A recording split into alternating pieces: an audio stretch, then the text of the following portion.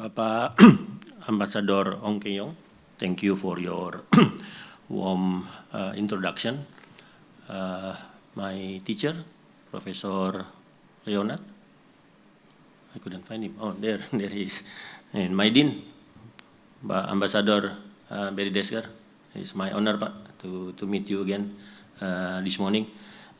Ladies and gentlemen, thank you for RSIS to inviting me again in giving public lecture on Indonesia strategic thinking and national resilience. I told Professor Leonard, this is actually not a lecture. This is a proposal of research collaboration between Lemhanas and RSIS in the next 3 years. We have so many things to cover.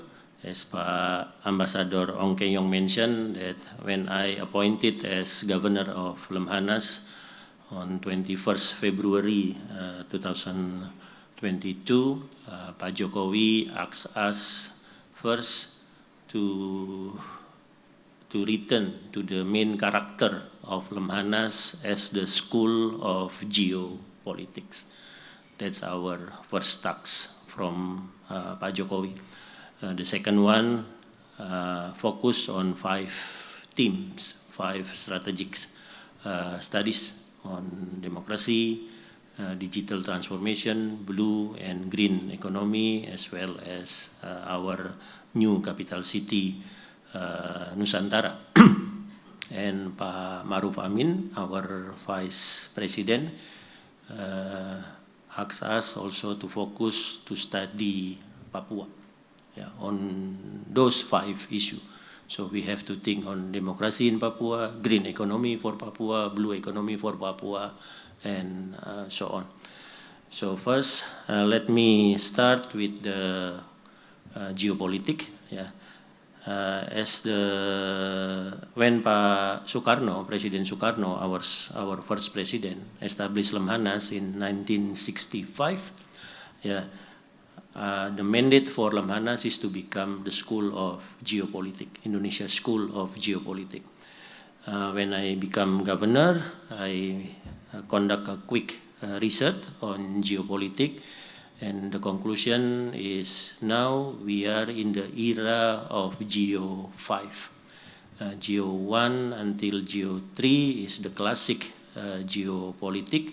Geo 4 and Geo 5, what in academic known as the critical geopolitics, focus on non-state actor, focus on resource war, especially for Geo 4, and now in Geo 5, the main theme is connectivity.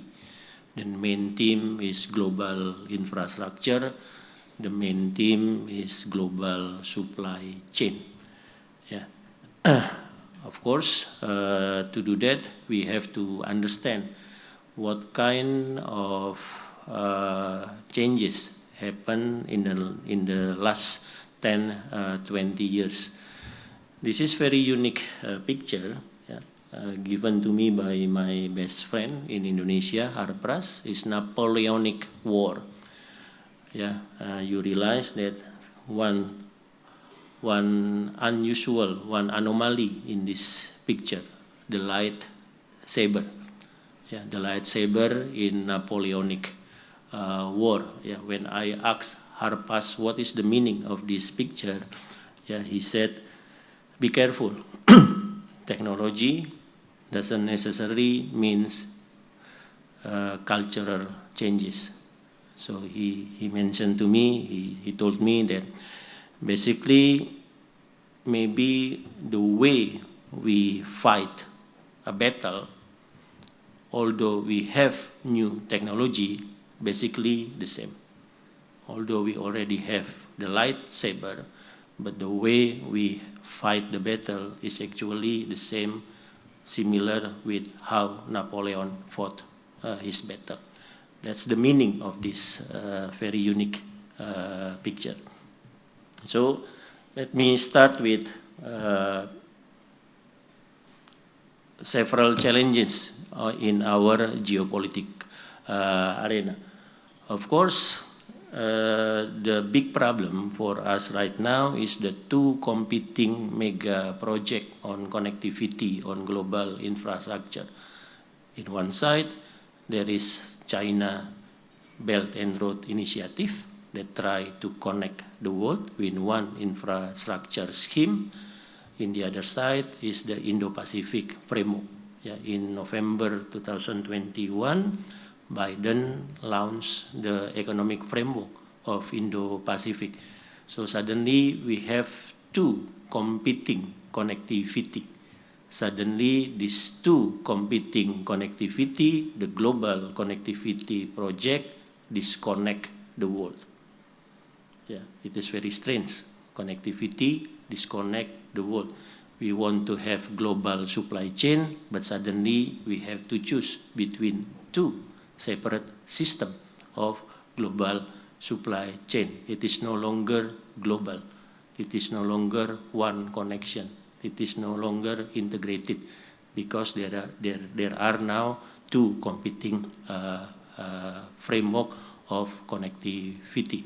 So this is actually my first proposal to RSIS, to do study on why the two mega project of connectivity disconnect the world. Yeah, we see the problem of COVID-19 with the supply shock. For example, now we see the problem of rising tension between China and Taiwan due to the visit of Pelosi just few days ago. I think this is the biggest problem for Geo5, for our connectivity. Of course, we realize it is getting worse by the tension, the rising tension, the possible potential war escalation between Russia and Ukraine. Yeah, I don't have to describe the impact of that war escalation in Ukraine. Yeah, in terms of rising food price, rising energy price. Yeah, we are in Indonesia now is preparing for the worst scenario to have a very, very cold winter. Yeah, that will spike the commodity and energy price much higher. Yeah, last time I met Pak Jokowi 19 July, just 2 weeks ago, and we discussed almost 2 hours the consequence of the possibility of escalation in Ukraine and also for having a very, very cold winter in northern part of our hemisphere in the next 6 months. So we are preparing for our worst scenario in terms of commodity prices from October until March 2023. Yeah, due to the dynamic of geopolitics both in China and also in Russia. When Pak Jokowi visit Putin, yeah, we at Lemhanas has this big data analysis. Yeah, I just show you the simple one. Yeah, so surprisingly for us, the main theme for our public, yeah, of Jokowi visit to Ukraine is not peace. The main theme of Jokowi visit captured by public eye is food. Yeah, so the public more worry on the food supply, on the continuity of and sustainability of food supply rather than escalation of war. Yeah, it is a very, very pragmatic national domestic politics of Indonesia. Yeah, for Indonesia, the main problem is the supply of wheat. Yeah, we don't eat wheat. We don't eat wheat directly in Indonesia, but wheat is the main component of our instant noodle, Indomie. So we are going to have the World Cup final in December, right? In Qatar in December. So in terms of national politics, we are really, really worried that we are not going to have enough Indomie by December 2022. Yeah, it is hard to imagine how angry our young people watching World Cup final without Indomie. So this is big problem. Yeah, for us, we are to be prepared for it. And I already asked the Instant Noodle Association, can you substitute Indomie from wheat to other grain? And they said, no, we cannot. The taste will be different. Yeah, the taste will be different. So we have a very short problem, yeah, until December, how to make sure the sustainability of wheat import from Ukraine, yeah, to secure our youth politic in December 2022. Yeah, of course, we have to study this also, the new team in strategic studies, in defense studies about gray zone. We cannot differentiate anymore the escalation curve of conflict. Yeah, sometimes we thought that we are in the peace era, but suddenly we have so many cyber attack, for example. So gray zone is another theme that we closely study at Lemhanas right now. Yeah. We are worried about this also. This is economic indicators of Indonesia, and then compare it to several global indicators. Yeah, everything is not going to the right direction. I think, for example, Indonesia managed to maintain inflation rate below 4% from 2014 until 2022. But for the last economic quarter, our inflation for the first time in 15 years is more than 4%. So we are quite worried on how the economic uncertainties, especially in Russia and Ukraine, will impact our economy in the near future. Another graph. Yeah, our biggest challenge is this. Yeah, we are worried that our next war is patriotism, nationalism, bambu runcing against Star War. Yeah, yeah. I study battle. Yeah, more than 2,000 battle in my data set. Yeah, the biggest surprise is when we have this kind of asymmetric warfare, asymmetric battle. Yeah, the superior one has a more advanced technology, but the weaker side rely on patriotism, rely on nationalism. The weaker side never defeated in war. Yeah, they might be defeated in battle, but never defeated in war. It happened in Vietnam, it happened in Afghanistan, it happened in Indonesia during Independence War, 45 until 49.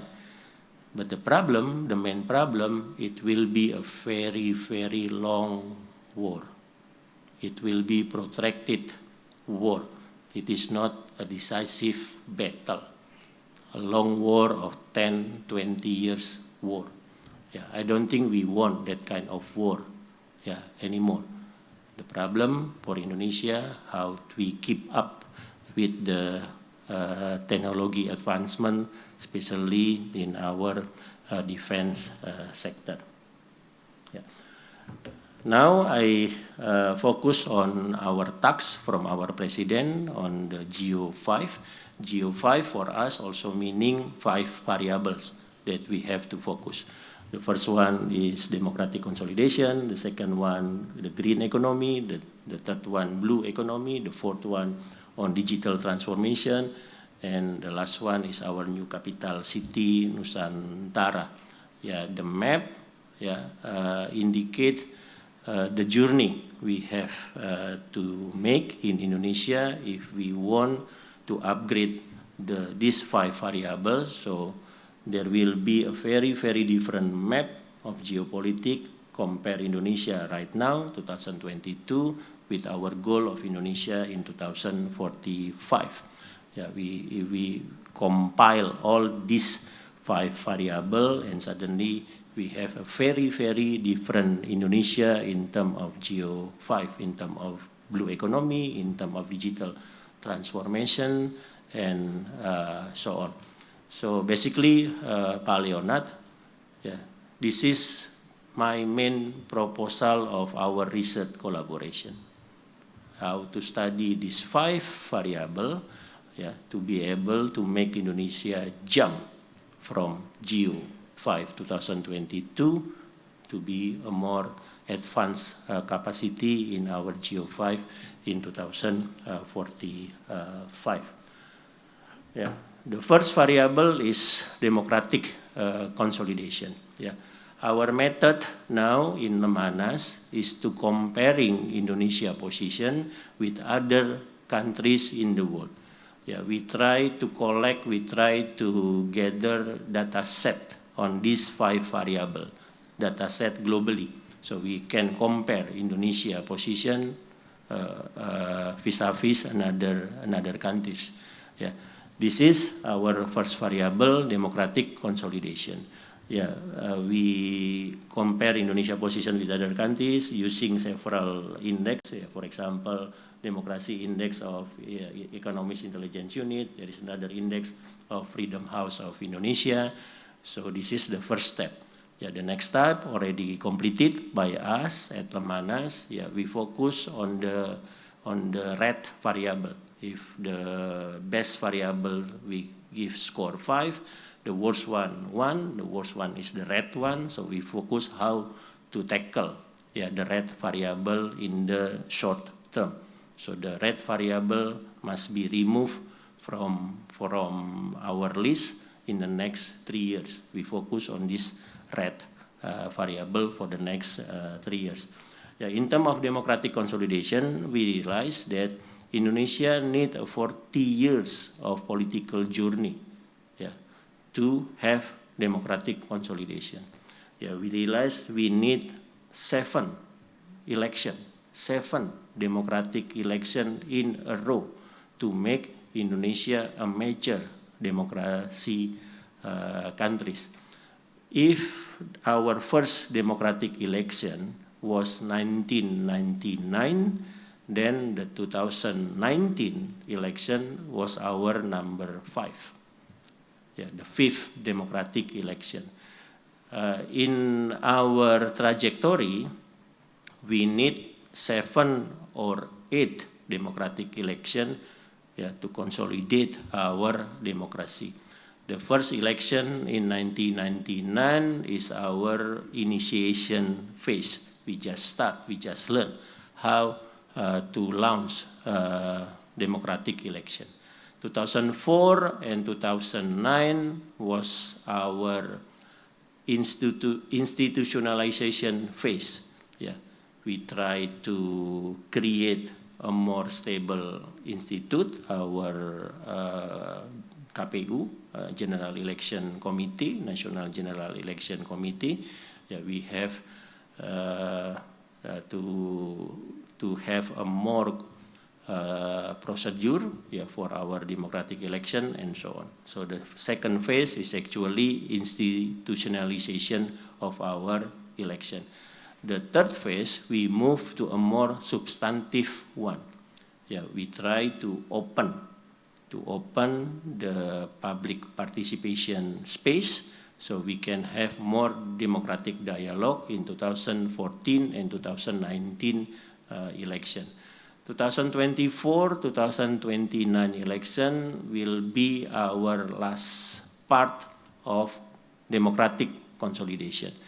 In 2014 and 2024 and 2029, our biggest challenge is how to make our election process more simple. It is now very, very complicated process. So in order to make our democratic election process more simple, we must rely on technology. So digital election will be our homework. Digital election, e-voting will be our homework, especially for 2029 election. Yeah, for 2024, I don't think we will be ready to adopt digital democratic election voting mechanism. But hopefully for 2029 election, digital election, voting, a kind of biometric digital identification for our citizen, will be ready. So we are going to have a more simple election system, a more accountable, more transparency for election result for the 2029 election. For 2029 election, we are going to have one national election for all public position in Indonesia, from president, vice president, member of parliament, local member of parliament, and also for the head of local government. So we are going to have election for more than 12,000 political position in one single voting. 12,000 public position in one single voting in 2029. So if we cannot adopt new technology, it will be a very, very difficult, complicated process for 2029. So the adoption of digital democracy mechanism is a must for Indonesia, and we have another 7 years to prepare for digital democracy in Indonesia. That's our first homework by President. The second homework related to green economy. I think this is a main theme for the world right now, including Singapore, is energy transition from brown energy, relying on coal and fossil fuel, to a new, more clean, renewable energy. Our goal already set by 2060. Indonesia will become a net zero emission country, 2060. Then we realize it is not enough, because the world is trying to be net zero emission world by 2050. So we have to accelerate our process of green energy transition.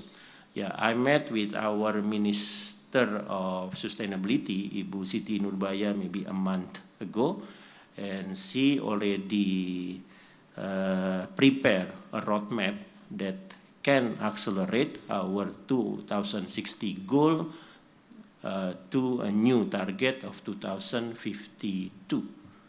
So our new target will be launched, I think, in October or November this year, is accelerate from 2060 net zero emission country to 2052. The biggest problem for us to reach that new goal of 2052 is we have to have nuclear power plant in Indonesia. So the adoption of nuclear technology to create nuclear power plant in Indonesia will be our first priority in our green economy. In our law right now, we try to set up a timeline. When will be the deadline for Indonesia to construct nuclear power plant? In our calculation, the latest the deadline for Indonesia to construct nuclear power plant is by 2045 or 2046. After that, and then we have to follow the global consensus that nuclear power plant is also a transition to a more green energy. The real source for our green energy electricity will be our hydropower. Hydropower will rely on one island only, Papua. If we can manage to build dam and hydropower, hydroelectricity in Papua, it can supply almost 40% of Indonesia electricity needs for another 70 years. But the political and cultural challenge to build a hydropower in Papua is very, very great. So we have to be careful on how we are going to conduct this hydropower in Papua. But this is our team right now in Indonesia. In Lemhanas, we implement a work from anywhere day. Every Friday. Today is Friday, right? Every Friday is work from anywhere. Nobody can come to Lemhanas. Every Friday. It is not due to pandemic COVID-19. It is due for transition of green energy. We already have calculation how much fuel we save for this 1 day of work from anywhere every Friday. How much electricity, because the building, all the building in Lemhanas shut down, and so on. And it will become national project. Work from anywhere at least once a week. Now we are now still considering Monday or Friday for work from anywhere. Myself prefer Monday. Because I found out that I am always very, very tired in Sunday evening. After playing sport, meeting friends, family dinner, and so on. Very, very tired on Sunday evening, so I prefer to have work from home or work from anywhere day on Monday. But for Indonesia, Friday is a special day, especially for Muslims. So most of the, especially students, prefer to have WFH or WFA from anywhere on Friday.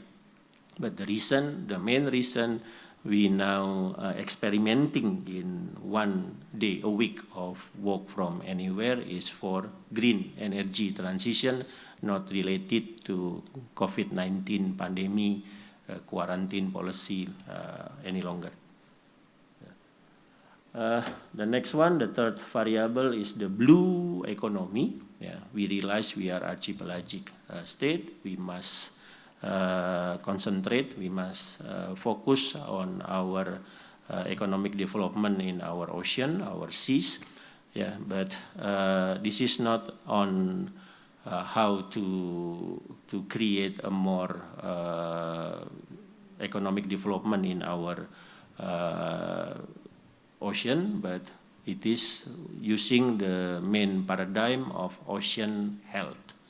The main paradigm very, very similar with the green economy. Green economy paradigm is sustainability. The blue economy paradigm for Indonesia will be ocean health. How to maintain, for example, our mangrove, how to make sure that our coral reef quality is still be able to supply oxygen to the world. Our data show that 0.0025% of the world is coral reef. Only 0.0025% of the world coral reef. But this 0.25% of coral reef contribute 50% of our oxygen. And Indonesia coral reef is actually 40% of the world coral reef. So we have to be able to maintain the sustainability of our coral reef, and coral reef will depend on the quality of our mangrove. So this is two main projects for Indonesia: ocean health, coral reef, mangrove. And then we have, of course, to make sure that we will implement it, the regulated fishing industry. It is also related to ocean health. So regulated fishing industry now is being prepared by Menteri KKP, ya Fishery Ministry, ya Pak Trenggono. I think he already make comparative study to Norwegia, he already make comparative study to Alaska, to Japan, to Philippines, and so on. Now, hopefully by the end of this month, by the end of August, our president will sign a presidential decree to start the initiation of regulated fishery industry in Indonesia. Again, the main paradigm is ocean health. Not only to build our economy using, for example, our fish industry. The fourth variable, digital transformation. We have one big problem in digital transformation, cyber security. Compared to, for example, Singapore, our cyber security index is very, very low. Still red. Singapore, I think, always the best 3 in the world. The number 1 is only Singapore or Finland, and I think today number 1 for the best cybersecurity index is Greece. I still don't know why. Why Greece? But Finland, I can understand because they rely on nuclear power plant to supply the 70% of electricity. So their cybersecurity must be very, very high because the cybersecurity must protect the nuclear power plant. Singapore, okay, I understand. Greece, I don't understand. Why I know Greece is now number 1 in cybersecurity index according to World Economic Forum. But Indonesia always number 130 something. We try to move from 130 to 76. I think our goal for 2024 is, I think, the best 50 in the world. So the research on our cybersecurity is now going on. We now in the process in completing our cybersecurity law. Hopefully President will sign our first cybersecurity policy, national cybersecurity policy, by this month. Then after that we are going to move to process national cybersecurity law. We, for example, already have a target to create 152 G-certs in all over Indonesia. Lemhanas just launched its own G-cert 2 weeks ago. It is our 52nd G-cert in Indonesia. Our target is 152 or 153 G-cert by 2023. By 2023, we already have a complete system of computer emergency response team in Indonesia. But this is big problem for Indonesia. We realize the world economy will move to economic 4.0, and this will rely on digital infrastructure. This will rely on IT. It will rely also on satellite. So the combination between cyber and satellite will be a new necessity for Indonesia to create a digital government, to create a digital economy, and so on. And our first real project of digitalization for the next 3 years will be our Nusantara. Nusantara is designed to be the real first digital and smart city in Indonesia. Nusantara is also designed to be the real green and forest city in Indonesia. Hopefully, by designing Nusantara as the first digital smart city, then the model will be adopted by other cities in Indonesia. It will be easier to start with Nusantara because we can start from absolutely nothing, zero. So hopefully by 2027, I think the construction of digital city of Nusantara will be completed. I think President already agree on the budget to first infrastructure construction in Nusantara yesterday. Yes, yesterday the budget already approved. So the real physical construction of Nusantara could be accelerated by early of next month. Yeah, in order to create Nusantara, we have to study the possible vulnerability of Nusantara. We realize that Nusantara will become our new center of gravity. So we really have to study the defense consequence of moving Jakarta to Nusantara. Nusantara is actually in the central part of Indonesia. Yeah, it needs 2 hours from Nusantara to go from the farther distance to Aceh or to Papua. Exactly 2 hours. Yeah, Nusantara to Aceh, Nusantara to Sentani, Jayapura, exactly 2 hours. It's really in the center part of Indonesia. Yeah, in Lamhanas, we already make a study the strategic vulnerability of Nusantara. And we study, for example, the United States AUKUS military deployment, the China missile range, and so on.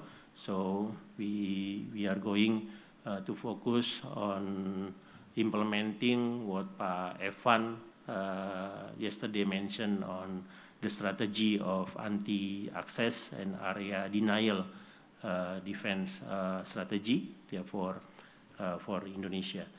Yeah, we are now in the process of restructuring our defense deployment. Yeah, this is the basic proposal. Yeah, the first layer of our defense deployment in terms of Navy deployment, Air Force deployment, and also airspace control for Nusantara. So the establishment, the construction of Nusantara will have a very strategic impact on our military defense transformation in the next 20 years. Yeah. And this is our new model of national resilience. Yeah. It is not, it's quite different with the previous model. The President asked us to focus on 2 things.